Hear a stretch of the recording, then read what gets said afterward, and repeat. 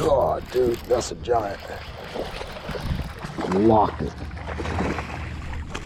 Yeah. That one locked it, dude. Straight up locked it.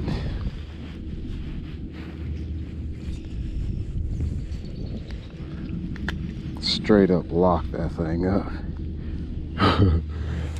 Yeah.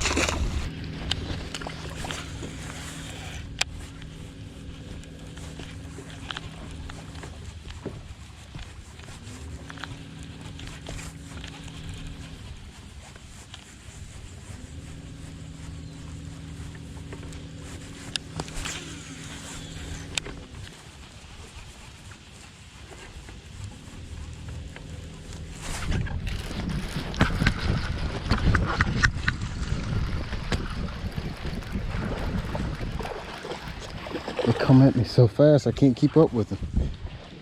You can call me running B-lap because I have to run to catch up with them, which I am running the trolling motor on like 10 too. So that also makes them hard to keep up with.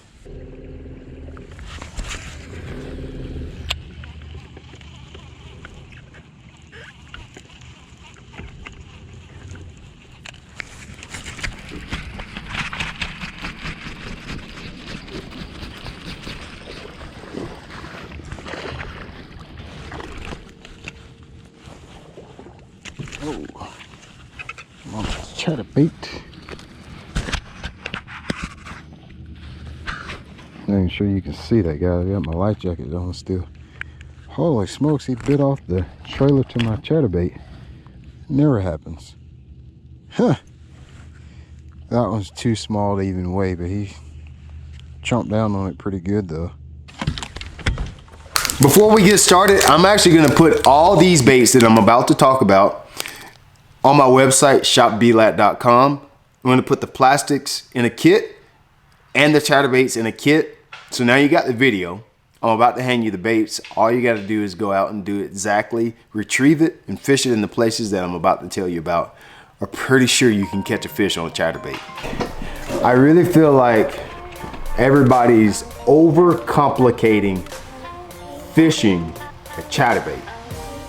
We've made this way more difficult than it really is, when it's probably really and truly one of the most simple and easiest baits for you to catch a fish on.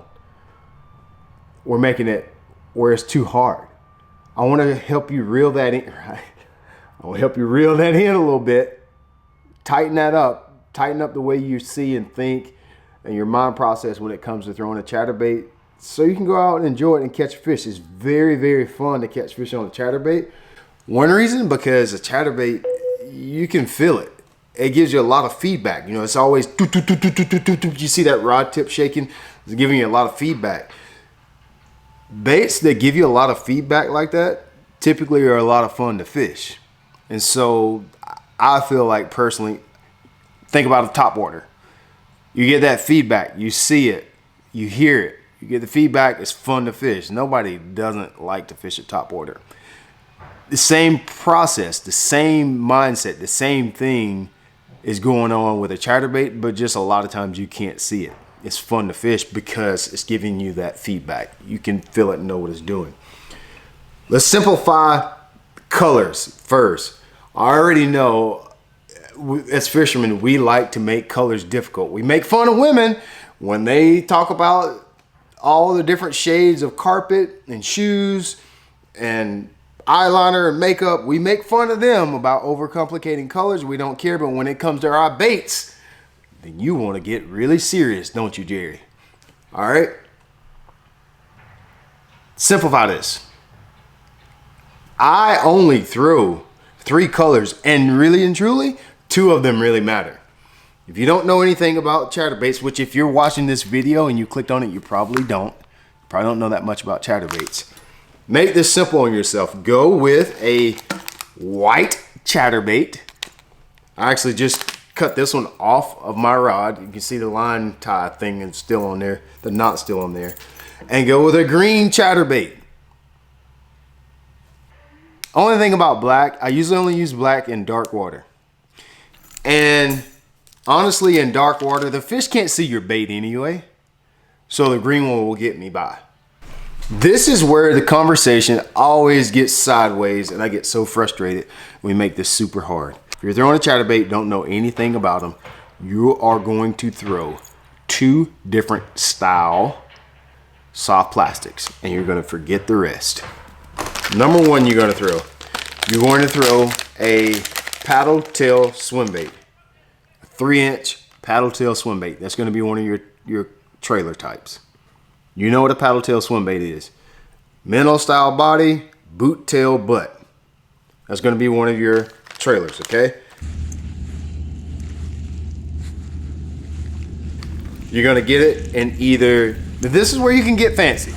I made you only pick 2 different colors, right? On the chatterbait.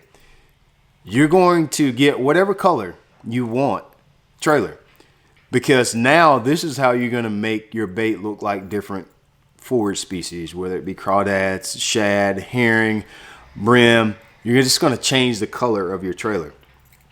But we're going to reel it in for this one, since you guys are just getting into it and you're frustrated not catching many on the chatterbait. You're going to go with a white, like that one for your white chatterbait. We're going to go with a white boot tail. And the other soft plastic you're going to use is going to be a minnow style trailer. This is the razor shad. Minnow style. Minnow doesn't have the boot tail, it's just straight at the back. It's the only 2 you get to use. That's the only ones I'm going to allow you to use for this demonstration, okay?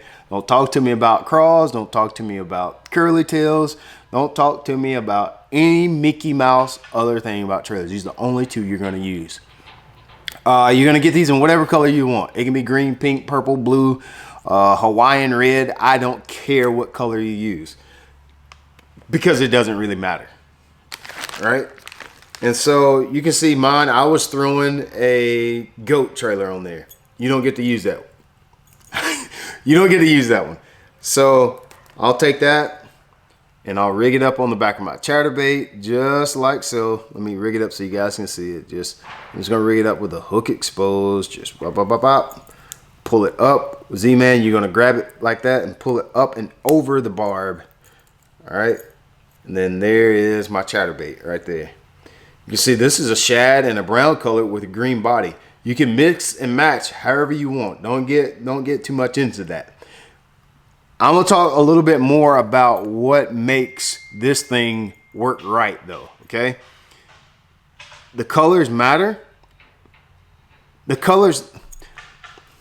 Now, this one has a pearl body with a brown back, and I mixed it with the green one. I could have put this same trailer on the white one and it would have worked just fine. Really and truly, the colors don't matter until they do. You heard that right. The colors don't matter until they matter.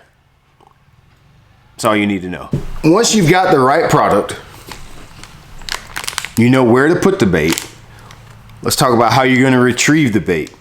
This is probably the most important part, where I see people mess up the most. There's really not too many wrong places to fish a chatterbait. It mimics so many different things.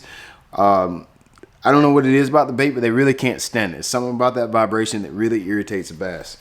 The problem comes in when I see people reel it too fast and doing too much with the chatterbait. It's already a pretty active bait, and really it does a lot of stuff. With a chatterbait, remember what I said. If you can go a little bit slower, not necessarily slow, because you need to reel it fast enough to get the blade activated, but slower is better than faster. You're gonna throw it out there, reel it back, depending on what you're trying to do. It's almost always a good idea to kind of let it hit the bottom, unless you're fishing floating docks or something. I throw it out, and I like to just a good steady retrieve with a 6:8 to 1 gear ratio reel, 6:4 to 1, 6:3 to 1, whatever your reel manufacturer makes. Right here, I stay right there. I might give it a rod tip pop every once in a while, like that, just to make sure that the blade is turning. I stay about right there. That's my basic retrieve.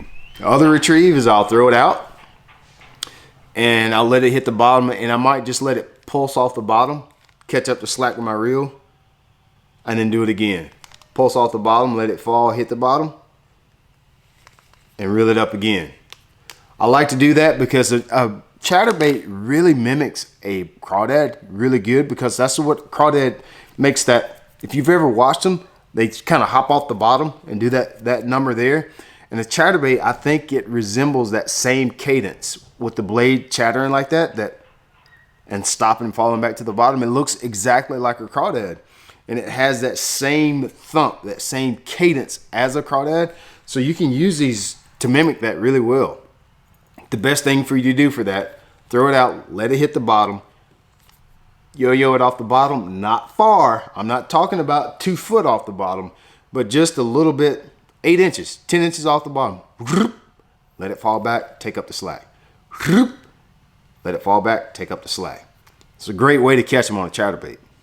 Here's the places that I'm going to look for a chatterbait. Of course, anytime you're around grass, that could be lily pads, hydrilla, milfoil, any type of aquatic vegetation at all is a good place to throw a chatterbait. Secondly is going to be docks. I always love to fish them around docks, whether they're standing position docks or if it's floating docks. I love that. Other thing I like is an absolutely bare, do nothing flat bank. I don't know what it is about the flat banks with nothing on it. I think that's a good place to throw a chatterbait. And lastly, of course, a chatterbait is not the most weedless bait to throw around laydowns and so forth, but it still catches big ones around laydowns. If it's got shade, if it's casting a shadow, try a chatterbait around it. You'll catch you a fish on it. Keep this bait very simple. Don't overcomplicate it. Learn where to throw it. Become a better caster. Learn how to set your boat up a little bit better. If you're fishing from the bank, be a little bit more stealthy. Don't go crashing around the bank. Be conscious of the fish knowing that you're there as well. This is probably one of the most fish catching pre-spawn cold water, really any kind of water baits there is.